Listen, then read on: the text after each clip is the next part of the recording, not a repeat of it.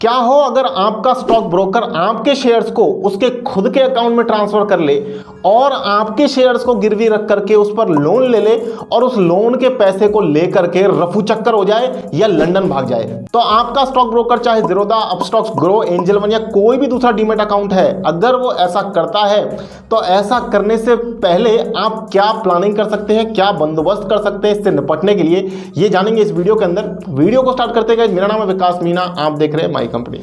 तो गाइज आज का वीडियो बहुत ही इंटरेस्टिंग और इंपॉर्टेंट होने वाला है, क्योंकि आज से कुछ सालों पहले करीब 2019 के आसपास कार्वी स्टॉक ब्रोकर ने ऐसा ही एक कांड किया था, जिसके बाद सेबी ने कार्वी स्टॉक ब्रोकर पर बैन लगा दिया था। तो कार्वी स्टॉक ब्रोकर जैसा कोई कांड आपका नया ब्रोकर, करंट ब्रोकर ना करे, और अगर करता भी है तो उससे बचने के लिए क्या बंदोबस्त आपको करना है, ये इस वीडियो में डिस्कस करने वाले हैं। बट पहले कार्वी ने ऐसा क्या किया था वो डिस्कस करते हैं। तो देखो कार्वी ने क्या कर रखा था पहले, 2019 से पहले ये होता था कि पावर ऑफ अटॉर्नी ज्यादातर ब्रोकर्स लेते थे। कार्वी ने भी अपने क्लाइंट से पावर ऑफ अटॉर्नी ले रखी थी, जिसके चलते कार्वी ने अपने क्लाइंट्स के शेयर को खुद के अकाउंट में ट्रांसफर कर लिया और फिर क्लाइंट्स के सारे शेयर्स को प्लेज करके करीब 1100 करोड़ रुपए का लोन लिया और उस लोन को लेकर के वो अपनी खुद की दूसरी कंपनीज में उन्होंने ट्रांसफर कर लिया, जो कि कार्वी रियल एस्टेट के नाम से उनकी कंपनी थी। वहां पर उस सारे 1100 करोड़ रुपए के पैसे को ट्रांसफर कर लिया, जो कि इन्वेस्टर्स का पैसा था, आपके और मेरे जैसे रिटेल बंदों का पैसा था। और ये कोई पहला इंसिडेंट नहीं है जो स्टॉक मार्केट में हुआ है। इससे पहले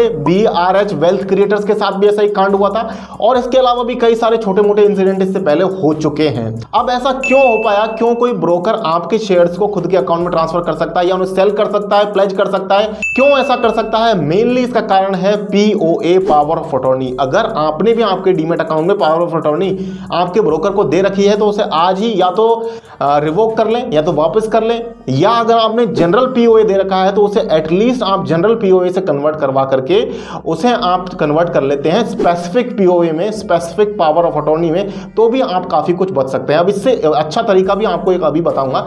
लेकिन अब बात करते हैं, मान लीजिए आपने POA का बंदोबस्त कर लिया है, अब आपने आपके ब्रोकर को पावर ऑफ अटॉर्नी नहीं दे रखी है, तो वो आपके शेयर्स को बेच तो नहीं सकता है।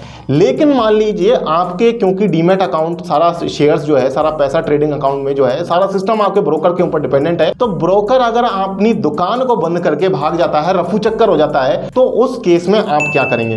तो देखिए गाइस, डीमैट अकाउंट में आप सिर्फ शेयर्स को नहीं रखते हैं, इसके अलावा आप आपके म्यूचुअल फंड्स को, आपके सोवरेन गोल्ड बॉन्ड्स को, ETFs को, इसके अलावा कोई दूसरे बॉन्ड्स है, कोई दूसरी सिक्योरिटीज है या इंश्योरेंसेस को भी इवन आप आपके डीमैट अकाउंट में स्टोर कर सकते हैं। तो ये सारी सिक्योरिटीज तो आपके डीमैट अकाउंट में होती है, लेकिन साथ साथ ट्रेडिंग अकाउंट में आपका कुछ पैसा भी पड़ा हुआ रहता है। तो पहले उस पैसे के बारे में बात कर लेते हैं, क्योंकि वो हार्ड कैश है, बिल्कुल तैयार मामला है। तो उस पैसे का क्या होगा अगर आपका स्टॉक ब्रोकर भाग गया? तो देखिए, अगर आपके ट्रेडिंग अकाउंट में 25 लाख रुपए तक का पैसा रहता है तो सेबी ये गारंटी देती है उनके इन्वेस्टर प्रोटेक्शन फंड से कि आपको 25 लाख रुपए तक का पैसा सेबी देगी अगर आपका ब्रोकर आपके पैसे लेकर के भाग जाता है। आपका जो पैसा कैश ट्रेडिंग अकाउंट में पड़ा हुआ है उसकी बात कर रहा हूं। इसके अलावा जो डीमैट अकाउंट में शेयर्स है और सिक्योरिटीज हैं, उनके बारे में भी थोड़ी देर में डिस्कस करेंगे। लेकिन अगर आपके ट्रेडिंग अकाउंट में 25 लाख रुपए से ज्यादा का कैश पड़ा हुआ है तो उस केस में आपको उस 25 लाख रुपए से ज्यादा के अमाउंट का वापस मिलने का चांसेस बहुत कम है, और उसके लिए आपको बहुत सारे चक्कर भी काटने पड़ेंगे, बहुत सारी हेडेक भी आपको लेनी पड़ेगी। अब बात करते हैं उन सिक्योरिटीज की जो कि आपके डीमैट अकाउंट में पड़ी हुई है। म्यूचुअल फंड्स हैं, स्टॉक्स हैं, बॉन्ड्स हैं, ETFs हैं, इंश्योरेंस है, ये जो सारी सिक्योरिटीज हैं, ये जो आपके डीमैट अकाउंट में पड़ी हुई है, इनका क्या होता है? तो गाइस देखिए, आप डीमैट अकाउंट खुलवाते तो हैं ब्रोकर के साथ में, लेकिन एक्चुअली आपका ट्रेडिंग अकाउंट ब्रोकर के साथ खुलता है, और आपका डीमैट अकाउंट जो होता है वो CDSL या NSDL, जो डिपॉजिटरीज इंडिया में दो ही CDSL या NSDL, उनके साथ आपका जो डीमैट अकाउंट है वो खुला जाता है। तो एक तरीके से आपका जो डीमैट अकाउंट है, जो सिक्योरिटीज है, वो बिल्कुल सेफ हो जाती है अगर आपका ब्रोकर भाग भी जाए। लेकिन आप निश्चिंत तभी होना अगर आपने POA आपके ब्रोकर को नहीं दे रखा है और POA आपने रिवोक कर लिया है। अगर आपने दे रखा था तो रिवोक कर लिया हो, या आपने कभी दिया ही नहीं हो, तभी आप यहां पर तसल्ली से बैठ सकते हैं।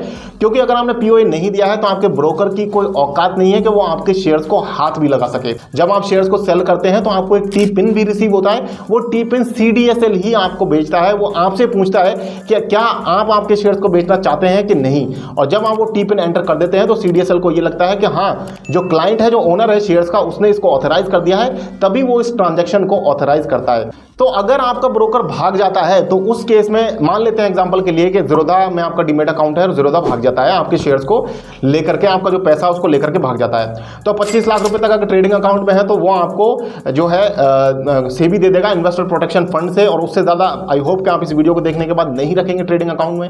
और जो आपके सिक्योरिटीज़ हैं उसको आप क्या कर सकते हैं, आप आपके ब्रोकर को भाग जाने के बाद, ज़ीरोधा के या किसी भी ब्रोकर में जिसमें आपका डीमैट अकाउंट है उसके भाग जाने के बाद में आप एक नया डीमैट अकाउंट बना सकते हैं और सीडीएसएल से कांटेक्ट करके आपके उस पुराने डीमैट अकाउंट में जो शेयर्स हैं उनको इस नए डीमैट अकाउंट में, जो कि एंजल वन का हो सकता है या अपस्टॉक्स का हो सकता है, इसमें ट्रांसफर करवा सकते हैं। ये काम आप बाद में करें, उससे अच्छा है कि आप ये काम पहले ही करके रखें, पहले ही तैयारी करके रखें। इसके लिए आपको क्या करना होगा, इसके लिए आपको सीडीएसएल ईजीएस्ट के अंदर अपना अकाउंट क्रिएट करना होगा। इस अकाउंट के क्या फायदे हैं, देखिए सीडीएसएल ईजीएस्ट के 4 फायदे हैं। सबसे पहले तो ईजीएस्ट का आपको फुल फॉर्म बता देता हूं, electronic access of securities information and execution of secured transaction. ये फुल फॉर्म है ईजीएस्ट की। कहने का मतलब है इसके 4 फायदे हैं। देखिए पहला फायदा तो ये है कि आपको यहां पर एडिशनल सिक्योरिटी मिल जाती है। अगर आपने सीडीएसएल में आपका एक अकाउंट क्रिएट कर रखा है तो आपके डीमैट अकाउंट चाहे जितने भी हैं वो सब पे आपको एडिशनल सिक्योरिटी मिल जाती है। दूसरा फायदा यहां पर यह है कि आपके जितने भी डीमैट अकाउंट्स में शेयर्स हैं अलग अलग ब्रोकर्स के पास में, आप उन सब सारे शेयर्स को, सारे अलग अलग डीमैट अकाउंट्स के शेयर्स को, सिक्योरिटीज को एक ही जगह इस सीडीएसएल ईजीएस्ट के अकाउंट में देख सकते हैं। तीसरा फायदा यह है कि यहां पर आप आपके सारे ट्रांजैक्शंस को देख सकते हैं, डाउनलोड कर सकते हैं, अपनी होल्डिंग स्टेटमेंट्स को चेक कर सकते हैं, सारे डीमैट अकाउंट के एक ही जगह। और सबसे बड़ा मेजर फायदा यह है कि आप आपके शेयर्स को खुद के दूसरे डीमैट अकाउंट में या किसी भी आपके रिलेटिव के फ्रेंड के डीमैट अकाउंट में भी ट्रांसफर कर सकते हैं, अगर आपने सीडीएसएल ईजीएस्ट में अपना अकाउंट क्रिएट कर रखा है तो। अब सीडीएसएल ईजीएस्ट में कैसे अकाउंट क्रिएट करना है उसके लिए आपको मेरे टेलीग्राम चैनल का लिंक डिस्क्रिप्शन में मिल जाएगा।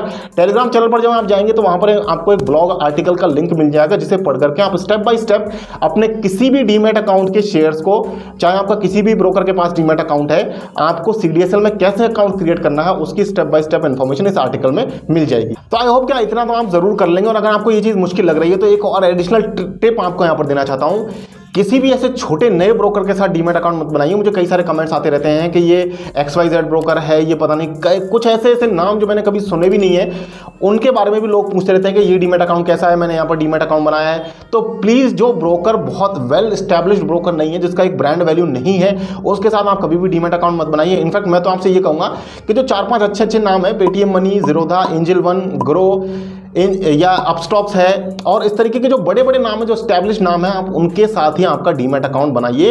इसके अलावा नए किसी ब्रोकर के साथ, बहुत जो ब्रांड जिनका स्टैब्लिश नहीं है, कहने का मतलब ये है, उनके साथ आप मत जाइए। तो मेरे जो फेवरेट डीमैट अकाउंट्स है जहां पर आपको काफी सिक्योर्ड और ब्रांड वैल्यू मिल जाती है, उनकी लिंक आपको डिस्क्रिप्शन में मिल जाएगी, जाकर के आप वहां से अपना डीमैट अकाउंट क्रिएट कर सकते हैं। टेलीग्राम चैनल का लिंक मिल जाएगा, वहां जाकर के उस आर्टिकल को पढ़िए और सीडीएसएल ईजीएस्ट पर भी अपना अकाउंट आज ही क्रिएट कर लीजिए। आज का वीडियो कैसा लगा? अगर पसंद आया है तो आप इसे 1 से 10 के स्केल पर रेटिंग दे सकते हैं, ताकि हमें अपना कंटेंट सुधारने में मदद मिले। इसके अलावा इस वीडियो को शेयर जरूर कीजिए अपने उन दोस्तों के साथ में जो शेयर मार्केट की दुनिया में नए हैं और जिन्हें सीडीएसएल ईजीएस्ट की इंपॉर्टेंस के बारे में नहीं पता है। मिलते हैं फिर किसी नई वीडियो में, तब तक के लिए मुझे दीजिए इजाजत। जय हिंद, जय भारत।